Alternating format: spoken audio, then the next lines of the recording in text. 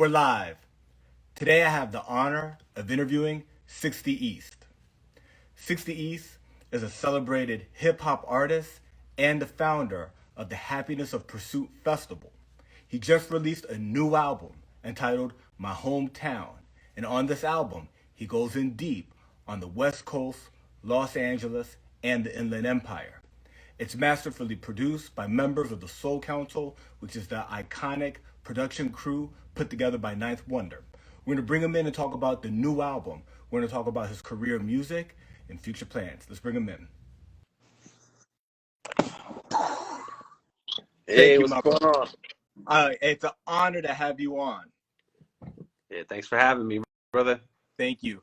Yo, today is, and I was going through the dates, the 1 month anniversary of my hometown's release on March 29th, it being April 29th.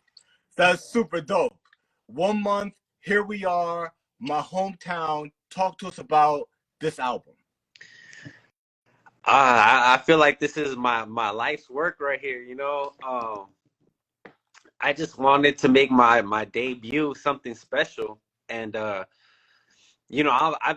seasoned, I've been in the game for a minute now, and I've been releasing projects. And I had released my attempt at an album years ago, but this was like, when I started making this, I knew that this is going to be like my first official album, and it's going to be like something people are going to know me and remember me for. So I really wanted to take my time with it and treat it as such. Yeah, it's an awesome album. When you listen to it from beginning to end, you go off lyrically, but also the production. I mean, what a great backdrop for you to go in and talk about the things that you touch on. A lot of LA, a lot of Inland Empire, a lot of lyrical, putting together what it's like to be 60 East. You mentioned that this album was a long time in the making. How long have you been working on this specific project? Man, we had started working on the project in 2018. That was when when I got the very first beat from Crisis, was on the Jericho Jackson tour, and that's when we initially met.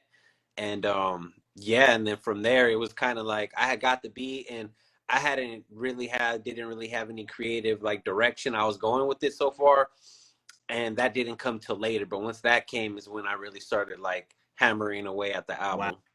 Wow. And so I saw, nowadays, a lot of people, they work with, they find dope producers, dope production, and a lot of it's over the internet. But on the gram, I mean, you were sharing, like, you were out in North Carolina. You were putting in the work and going out there and getting up with the homies and putting in the studio hours. Can you talk to us about what it was like to go from LA to North Kakalaka and like be up in there working with them doing that?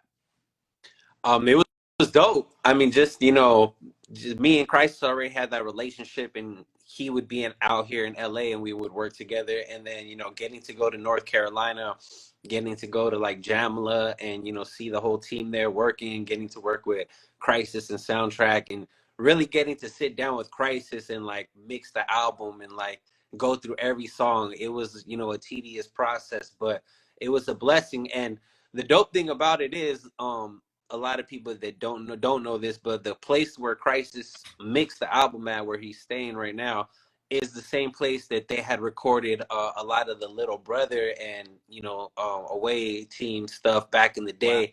That was like where they stayed at in their college years, and he kind of just moved back into it not too long ago. So it was dope to get to like do that in that same space. Like you know what I mean? Energy. Yeah. Exactly. And just getting to sit with Crisis and work with him on it was just a blessing. So like I think the last track on the album is called Little Brother. Yeah, and that was actually I wanted to pay homage to all of that, and also because when I was sitting with Crisis and we were going through beats, I had heard that beat and I picked it, and he was like, I don't know about that. I don't know about that. And I asked him why. And he said, because that was the first, it's the same sample that he used on the first song he made for Little Brother. So I was like, yo, I need that. And Right. he ended up giving it to me, and then I wanted to. The reason I said little brother, obviously as the title, was to pay homage to that, but also like the subject matter and the fact that like the concept behind it was like, yo, I've always kind of been like the little brother in all of my circles. I'm the younger brother in my family, and I've always been the little homie. You know, I've always had older friends, and I've always been the youngest of my friend group. So I've always kind of felt like everyone's little brother. And this song and this album was kind of like me graduating from that. You know what I mean? And I Yeah. was like, yo, this is me becoming an adult. I'm my own man now. I'm my own everything, you Yeah. know? So that was Yeah. kind of like where the idea and the concept came for that song. That's so dope, man. Like, he's telling you, like, this is where I use this sample. You're in that space working with these people. You've got that feeling where, like, I've been the little homie coming up, and this is my debut album. And so you appropriate named it Lil Brother. That's really, really Yeah. dope. The album right now is available exclusively on your Bandcamp, correct? Yep. Are there plans in the future to release it on all the major streaming platforms? Or are you going to keep it on, you got to go to the artist and not pay the streaming services that don't pay the artist anything. You got to go, you got to get it from the artist. Talk to us about your decision in that and how people could get it, where to get it at.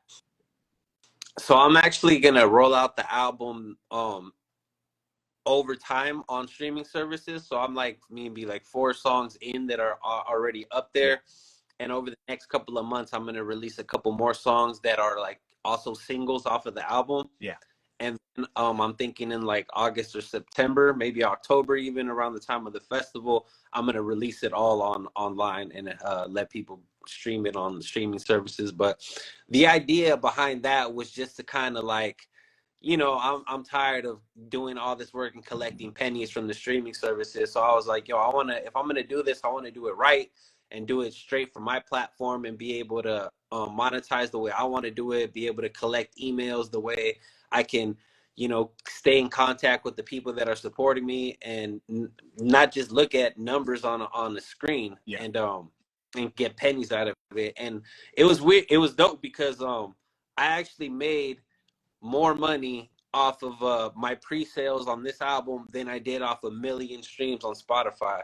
And it just made so much more sense to me, like, oh, this is what I should be doing. Yeah. And I'm not opposed to streaming services because Right. I think the music discovery aspect is still there, and that's why I chose to release my singles only on Spotify and stuff like that, because I still want people to discover it Yep. and go back and find where the album is or whatever. But that was the whole idea behind that. Yeah. Now it's a really dope music strategy. As creatives, we love music, love creating music, but it is the music business. And there's so many aspects that you touched on right now, which it's not just the sale of the music. There are things like having the email addresses, building a rapport over time for when you do things in the future, drop limited run merchandise, future albums, that you're building that relationship with the fans, that you give all of that away to the streaming services when they just they just have it all there. But it's convenient. So you got to play a game, right? There's this game that artists, especially independent artists, are learning how to do where off of the pre-sales, you probably made more than you will off of streaming for at least a year or two. So that shows a lot. That's really dope. Yeah. Yeah, and I'm still trying to figure it out. Again, this is like my first official album, so now that I'm kind of getting the hang of it, I'm kind of figuring out what I want to do and how I want to do what I want to do next for the next project Yeah. and stuff like that. Yeah, that's really dope, man. The album opens up, it's called My Hometown, and it opens up. It's got the radio in the beginning. You got the radio show, and you're talking about your hometown for people in LA and for people outside of LA. Can you expand a little bit on the concept of My Hometown, where you come from in the LA area, and what you're putting on? Yeah, so the whole idea, the whole concept of the album actually came from a studio session that I had with Evidence from Dilated Peoples. We were working on some music, and at the end of the day, he gave me a beat and he was like, all right, go right to this or whatever. And I think I asked him, I was like, yo, what do you want me to talk about on this joint or whatever? And he was like, yo, tell me about where you're from. Cause he's like, I don't know anything about where you're from. He's like, talk about it on this joint. And you know, I went home, I wrote to it, I came back a couple of days later. We didn't end up using the song, but the concept and the idea, like, yo, like, if he doesn't know where I'm from and he's from California, you know what I Yeah. mean? Like, all the people that don't know. So the idea stuck in my head, and I actually ended up using some of the lyrics from the Evidence song in the album. And yeah, that's where the idea came from. And you know, as artists and as people in general, we always like telling people about where we're from and stuff like that. I used to always joke, like, as a touring artist, it feels like we're a bunch of Joe Dirts, you know what I Yeah. mean? Like, we're traveling the world, telling people about where we're from in our hometown and what makes it special and all that. So I wanted to put it on a record and just make it official and really take people there in the music, in the visuals, in the artwork, and all that. Really just put on for my city and where I was raised, you know what I mean, and just take people there. That Yeah. No, that was the idea and the goal behind the project. and tell us, so where is that? Where geographically in California are we talking about? All right, so Ontario, California is border on literally like on the border of LA County and San Bernardino County. And specifically where I grew up, I'm live on the border of Ontario, Chino, Montclair, Pomona, Upland, and it's kind of like a box. And I always try to explain people, like, I'm just landlocked between freeways, and it's Yeah. like the 60 freeway to the 10 freeway, and then the 71 freeway to the 15 freeway. That is what I consider my hometown. Yeah. Yeah, that's really dope. And so I'm in LA. I'm downtown now, but I'm from DC originally. And I think the people from the East Coast don't really understand how big the LA area is, bro. Mm-hmm. From San Bernardino to Santa Barbara down to, almost when you get to San Diego, right? Like the whole massive area that you could get real specific as like towns and what area. But when you travel, when you go out, you're like, it's LA. It's the easiest thing for people to understand where Yeah. you're from. But it's so different from Evidence and a place like Venice all the way to Ontario and Inland Empire. It's two different worlds, Yeah. and you're putting down for your hometown and the Inland Empire and the West Coast and LA in general. And I think it's a really dope album. You have a series of, I think that, I'm not sure how you would refer to them, but I'd maybe call them like mixtapes called Freeway, Volume 1, 2, 3, 4. And you just talked about how you're boxed in Freeways. Can you talk to us about those early projects, what they were, and are there going to be more? Yes. So the idea behind the Freeway series, I come from the mixtape era, so I grew up on, Lil Wayne's Dedication series and Joe Budden's Mood Music series, and I always wanted a series of my own. So when I started the plan for 60 East, I wanted the branding to be familiar, because the 60 East is a freeway for those that don't know. So I wanted to stay on brand, and the Freeway series is also what they call when the Dodgers play the Angels baseball. They call it the Freeway series, similar to the Subway series in New York. And I always thought that sounded dope, and I was like, okay, I'm gonna run with that. And the idea behind that was coming from like the age of demos. It would be like, all right, you have a 3 to 4 song demo, you would send it to a label, and every song on the demo is like a different style of yours. You have your pop song, your street song, your radio hit, your girl song, whatever. And I was like, took that idea and I was like, all right, I'm gonna make these EPs, 5 songs, different styles, and I'm gonna shoot like a music video for all of them. And I'm gonna use that to build up my Instagram and my YouTube and all of that, because this is day one, 60 East, like 0 subscribers on everything. And I'm like, I'm just gonna repeat that, keep doing that, touring, and then touring the music, and just keep doing that until I have a fan base big enough that if I release an album, it would be received. It's just not gonna fall on dead ears, Because I had a lot of friends that were releasing an album every month, and it's just like nobody's listening to it, and they're not able to get traction behind it. So I wanted to take a different approach, whereas I'm just gonna release a couple of songs, a couple of videos, really get as much as I can out of them, numbers wise, and just keep doing that until the numbers make sense to where I could give people a full body of work. And that took, almost 10 years. Yeah. Yeah. That's dope, man. And now that you have your debut album, you're going to be pushing it for months to come throughout the summer. But are you planning on continuing the Freeway series, after you finish the marketing of this project and you're maybe between this and your next project? Are you going to continue the Freeway series, or is there going to be like a volume 5? So I've actually been thinking about that. I was actually playing with the idea earlier today. I definitely am gonna do a Freeway Series 5. That might be where it ends. Yeah. I like the idea of ending it on uh episode series 6, just because I'm 66. Yeah. But then you got to do a whole other one, and it's got to be solid. So it's like a lot of Yeah. work. So you like the number, but you're like kind of like, bro, let's like wrap Yeah. it. Let's wrap it up. And like basically the last Freeway series was basically like an album, just because I hadn't released the album, so it was basically like an album. But I've always kind of stuck with one producer for each project, at least for the first 3. And then when it came time to part 4, I wanted to flip it, and I'm like, you know what, I'm gonna work with different producers for every beat, just because I missed that. I missed that feeling.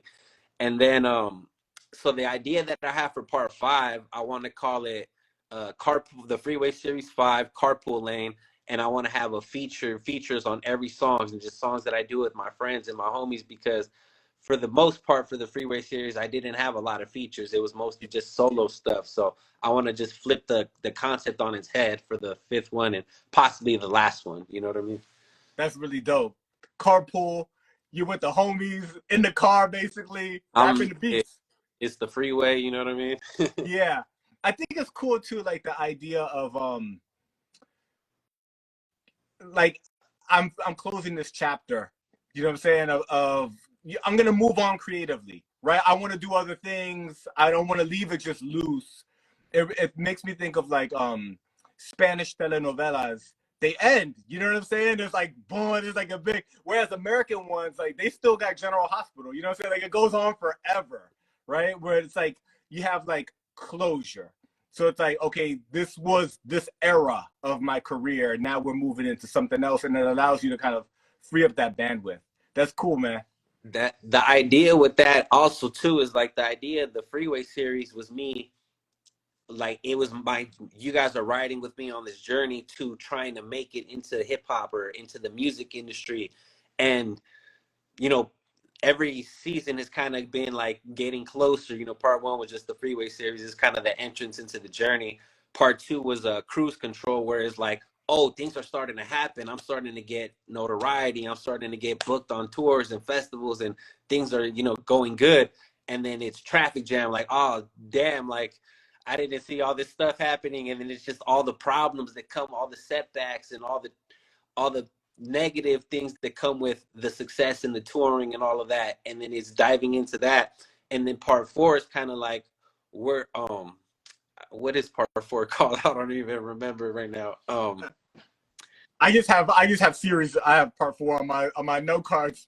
Yeah, I'm trying to think. I don't even have it in front of me. I can't think of what the 4th one is called. It's killing me. Anyway, come to us midway. Whenever it comes back, we'll say it.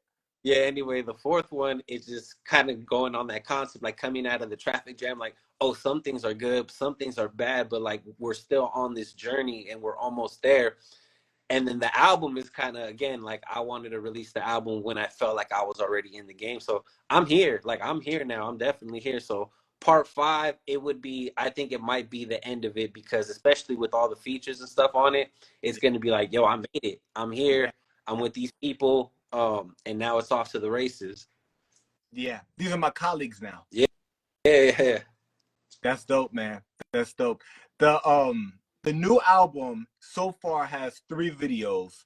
What's My Name, Out the Inland, and In. Dope videos, very professional rollout of the album. Are you thinking about doing any more visuals? Because you mentioned that you were planning on potentially releasing a couple more singles between now and the fall. right? And you may release everything around September, October, maybe October with the festival. Are there any more visuals potentially coming? Yeah, definitely. I have videos stacked up. Like I have videos just waiting to roll out. And I just kind of wanted to spread those out a little bit and not just smack them back to back because we're still playing the business side where we're sending it to the DJs and Yeah. the blogs and all that, and we don't want to spam them. So I'm waiting. Especially now that the album's kind of out, Yeah. I'm gonna be releasing things maybe every 2 to 3 weeks instead of every other week or every week. And yeah, I got content stacked until August, and like I said, we're just gonna keep pushing the issue with the album. The vinyls are I'm gonna order vinyl. I still gotta order them. They're waiting for those to come in. We're still gonna do like a big vinyl push behind it, and then once it hits streaming services, it's almost like a whole nother release. Yeah, it's You like know what I another mean? Yeah, release. so we're just gonna really push the issue once it hits streaming and really trying to get it out there on those services and all of that. And yeah, I'm excited just because I already have everything lined up, and I kind of just get to press play or press go on that while I get to work on the next thing, which Yeah. is which is the festival now that it's May. Yeah, yeah, that's really, really dope. I want to jump into the festival in just a second, but I want to make sure that we capture everything in the album and people know where to get it, right? So the album is a few singles are available on streaming services. You can find the videos, right? You just go search 60 East. I would put plus rapper, right? And like the music videos show up because it's other stuff could show up, but you put plus rapper 60 East shows up. What's my name? Out the Inland and In are the music videos currently available. But if people go to your website, 60east.net, 60 spelled out east.net, you find a lot of your work, but you find the link to the Bandcamp where you exclusively have this album. But what's really cool and what I thought was really dope is that you've got the digital album, you've got the CD, which is beautiful, and you've got the Fast Pass. The Fast Pass I found really unique. Can you talk to us about the Fast Pass and what's special about that and what comes with it? Yeah, just staying on brand with the 60 East being a freeway. When you get the fast pass, you get to skip traffic. And the idea was, I made the fast passes available the day that I announced that there's an album. And it's like, yo, if you don't want to wait 2 months for the album to come out, you can buy this fast pass. And the fast pass comes with the digital album, the clean version, the instrumental, all the music videos, all the photos that I'm gonna post, and behind the scenes stuff. What else is on the album? The director's commentary, the director's cut of the album. And there's just tons of content and behind the scenes footage that's just never gonna get posted or released. And it's like, yo, if you're a diehard, if you really want to see the videos of me in the studio with Crisis and soundtrack and stuff like that, like if I would like, this is stuff that as a fan I would love to Yeah. see behind the scenes of, and it's basically like a documentary of like the making of the album, and you get it all ahead of time. Like there was people playing this album in February, and yeah, I just back to just wanting to brand it correctly with this 60 East and all of that, and Yeah. trying to just carry the brand. Yeah.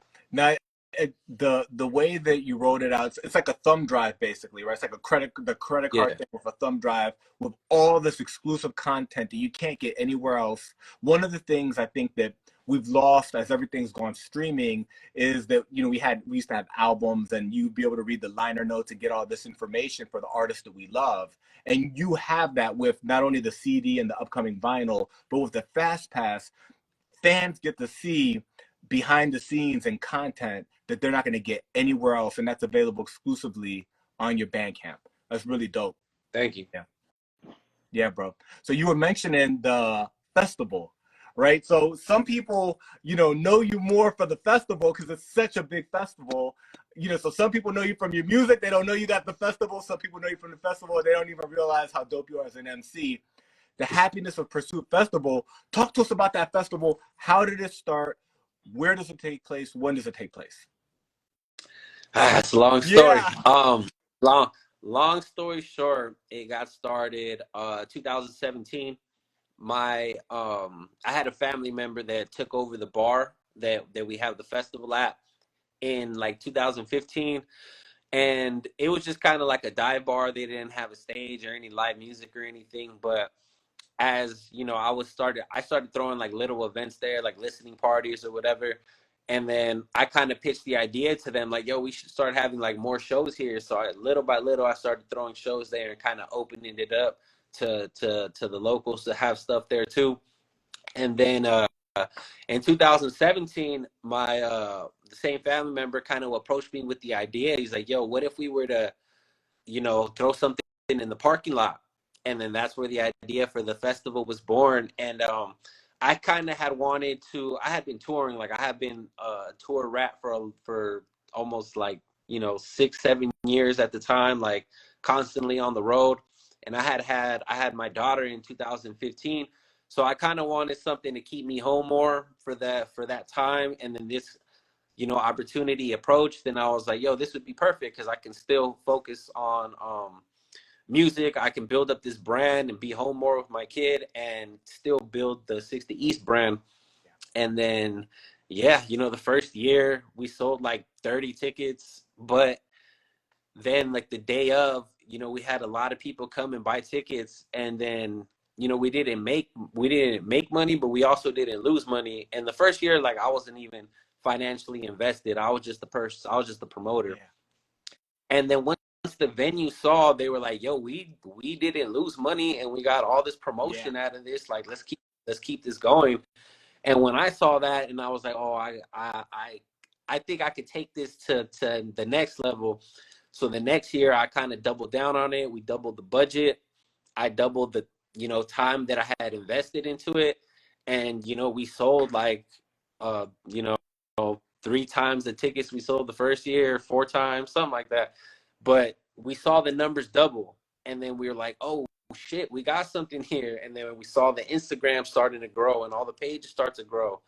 And then by the time the next year came around, we had got Conway and Benny the Butcher that were still not signed to Shady, but they were like already But they starting to already have pop. that street They buzz. they were already there, and I realized that like, yo, this is going to be the last time we're able to get these guys before they pop. And Right. being able to identify those artists, you know what I mean, and like having the eye and the ear in the game. And that really helped us because that year was the first year that we actually made money. And we were like, oh, like we're in business now. We're a fully functioning business. So it was really off to the races after 2019. That's dope. Does the festival take place around the same dates every year? Yeah, so the first year we had it, it was like mid-September, and then I realized that like there's so much going on in California in September because everybody's trying to have the end of summer festival and event and stuff like that.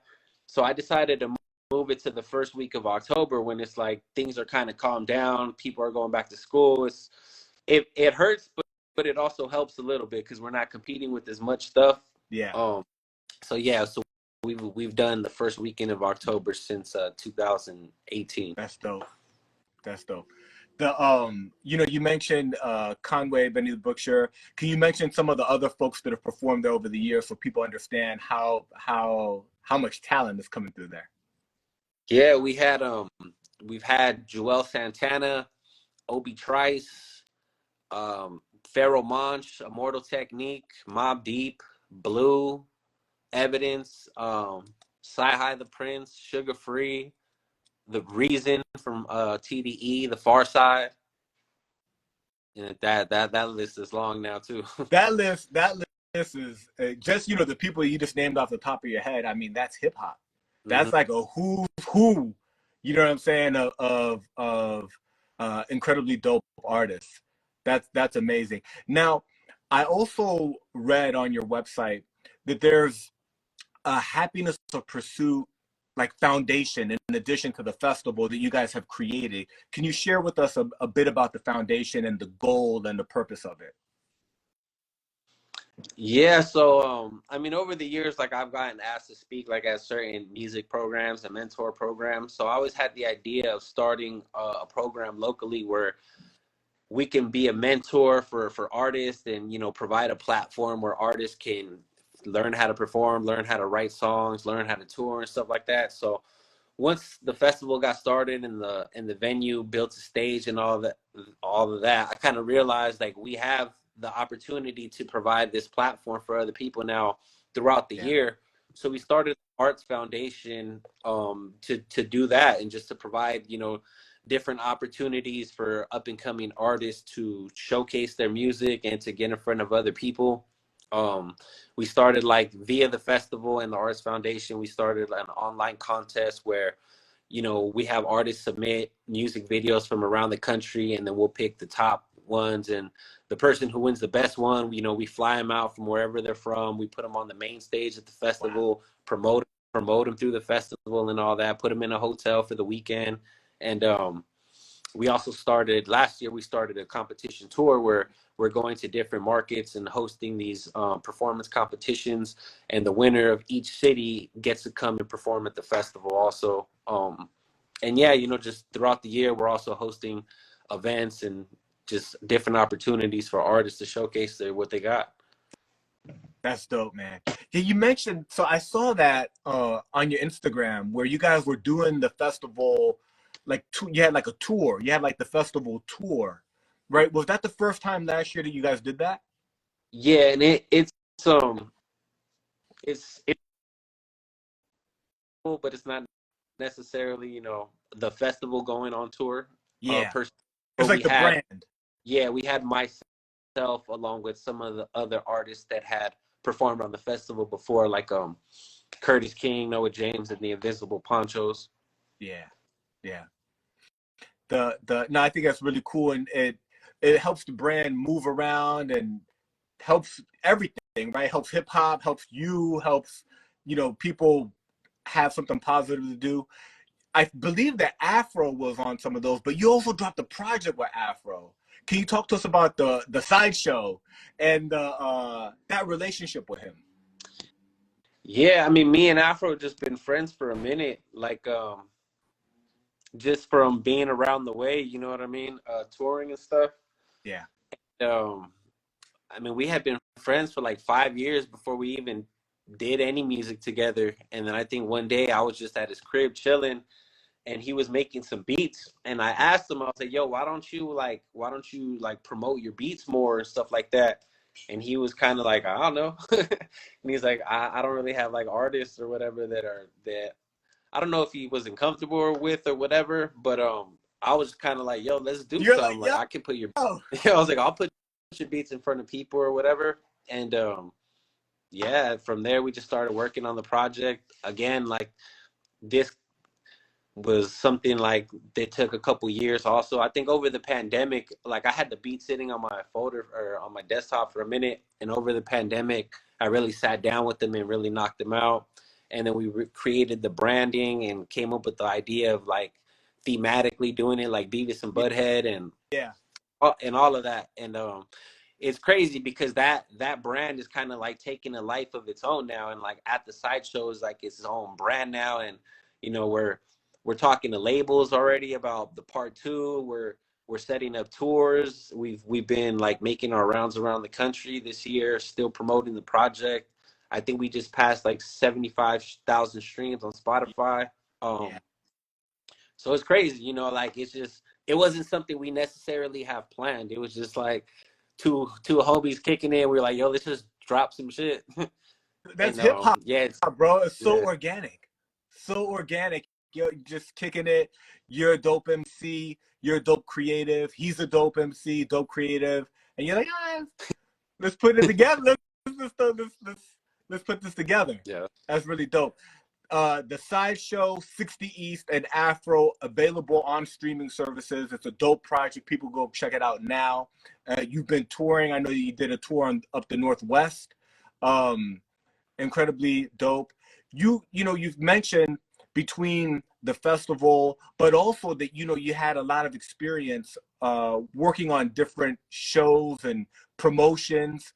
How did you get into that game, the promotion game, the tour game, working with other artists? How did that all start for you?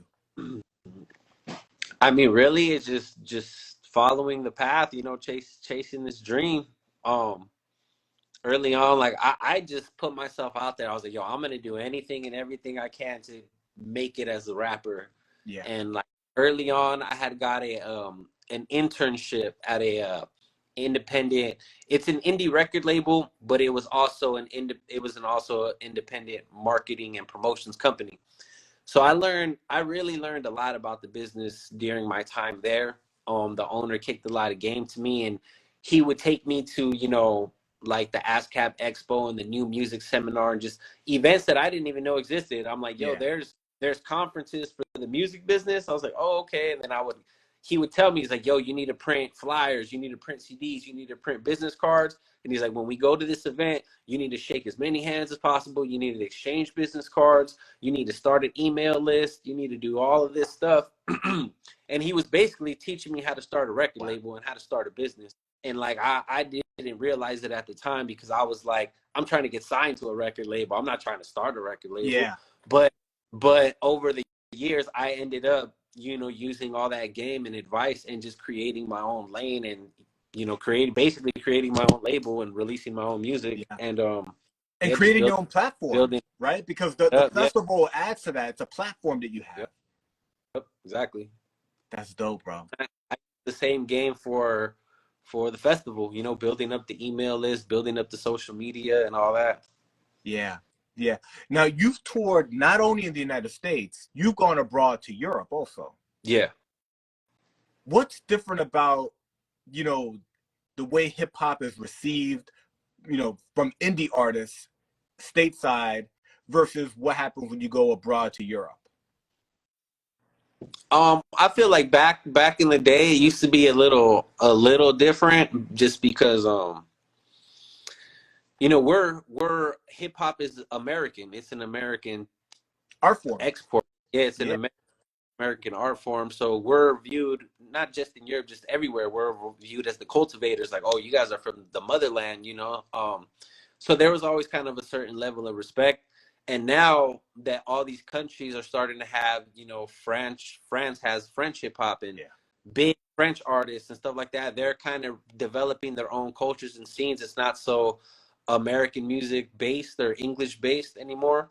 But the love for the culture is just still there. The love for the traditional hip hop, and Yeah. it's crazy that like a KRS-One, can sell out like almost an arena, out multiple arenas. Be a headliner at a festival, and out here they don't get that love because I feel like maybe American culture is just so what's happening now, what's Yeah. happening today, at least in hip hop, because like Rolling Stones or whoever can still, pack out an arena show out here. But in hip hop, we don't do that for some reason. But overseas, the OGs get that respect and it kind of trickles down just to the culture in general, just, what you do and who you are in the culture. But yeah, I cultivated a lot of traction out there, a lot of love, just being out there and putting myself out there and performing at anywhere they would allow me to touch the microphone. That's dope, bro. Yeah, you got the one track. I think it's "What's My Name," where you're like, I'm from the inland, and I'm rocking shows out in Finland. You know what I'm saying? And that joint is like, it's a dope line, but it also gives perspective of your grind and where you've been able to take your music and your career. And it's really, really awesome. It made me think of like what you were just sharing of how the United States used to just crush in basketball, right? But then the other countries started catching up and developing, their own players and were passionate about it. Now other countries could ball, and it's like that in hip hop, right? Where like it was invented here, developed here, so many stars, so many OGs, but the other countries have their own thing going on now, also with dope music, and it's really that's an interesting aspect of how it all changes. You know, Yeah. you've got an album that is an earlier project. This album that's out now, My Hometown, is your debut album. It's an album you've worked on, available on your Bandcamp. But when people look you up on like Spotify or in different places, you have a pretty large discography of projects and mixtapes and collab albums. You got the one you just did with Crate Killers also. But there's an earlier project from like 16, 17 called 10,000 Hours, a story of success. That, that album is interesting because it was kind of like when you were first starting out. Can you talk to us about that early project, why it's not considered your debut, and what you were kind of going through at that time in your life? Um, at I mean that's album is really just kind of a collection of songs that I was working on from like 2010 until 2015, and it just there was never it's more of a compilation. It was never like I didn't sit down and decide I'm going to make an album about a certain thing and I'm going to tackle these concepts based around this one whole concept and stuff like that. It was just, oh, I got this song and this song and this song and they sound like they can go together and let's just put this piece together. And at that time I was just really so focused on doing shows. Like I was like not even worried about music. I was just kind of like, oh, I'm gonna release these little projects and just make noise off of these. And I did that for a long time, to a point where I think it was detrimental. Where like, I feel like I look back and now on those shows and all the tours and stuff, it was fun, but even though we may have collected one or two fans at each show or whatever, I think had we spent more time, working on the catalog or releasing music, that music could have gone a lot further. Yeah. But yeah, around the time it was just kind of like my project. I definitely treated it like my debut album at the time. But But it yeah, wasn't a it was. cohesive project that you sat down and said, I'm going to put together an album. It was a collection of songs from an era. Yeah, pretty much. Yeah. Is that what you called it, 10,000 Hours? Because it was just like over this first chapter of time that I've been putting in work. These are songs I put together. Yeah, basically. And I mean, the concept, behind the 10,000 hours theory was I got from the Malcolm Gladwell Outliers book. And it was like, yeah, I was like, this is me, that I've put in my 10,000 hours into this craft. And this is me showing you guys that I put it in, or this is me getting there and still putting in my 10,000 hours, because I don't think I was there yet. Like, I hate that. I hate listening to that project because I could hear certain songs and my tone and delivery and everything. I'm like, yo, I didn't have it yet. And like, this album is like, oh, I'm there. Like I have Yeah. it now. And yeah, so I could just hear the development. But when I hear that album, I just hear like, oh, it's just like a kid trying to be a rapper. Like this is like him at the gym, basically. This is him just working out or whatever, working out the kinks. And I needed it, at the time. Yeah. Yeah. Yeah. No, thanks for sharing that. Your vocal tone is really dope. And it stands out on your projects. Your new album's incredible. When I hear you and you got, a song with Blue and Sa-Roc, and I know exactly when 60 East comes on. You know what I'm saying? Your vocal delivery is you've got the hours. You know what I'm saying, bro? The 10,000 hours, you touched on it a little bit. It's a concept that Malcolm Gladwell talks about in the book Outliers. It's a popular concept in hip hop. Can you expand on what that means for the people who maybe right now on this live are hearing that idea for the first time? What are the 10,000 hours? What does it mean? Well, it basically just states that in order to be a master of your craft, that you need to have at least practiced for 10,000 hours, whether it's being a chef or a DJ or a rapper or a writer, whatever it is. If you want to be the best, if you want to be at the top of your game, you've had to have at least put in 10,000 hours. Yeah. And you definitely have done that and more. Maybe you had double that, triple that right now. New album, my hometown debut album, masterfully produced by members of the Soul Council, available at 60east.net. 3 music videos, What's My Name, Out the Inland, and In, available on YouTube and other video services. My brother, dope album. You're a dope individual. I look forward to building with you more in the future. Thank you, brother. Thank you for having me. Yeah, absolutely, my man. Well, peace. Peace.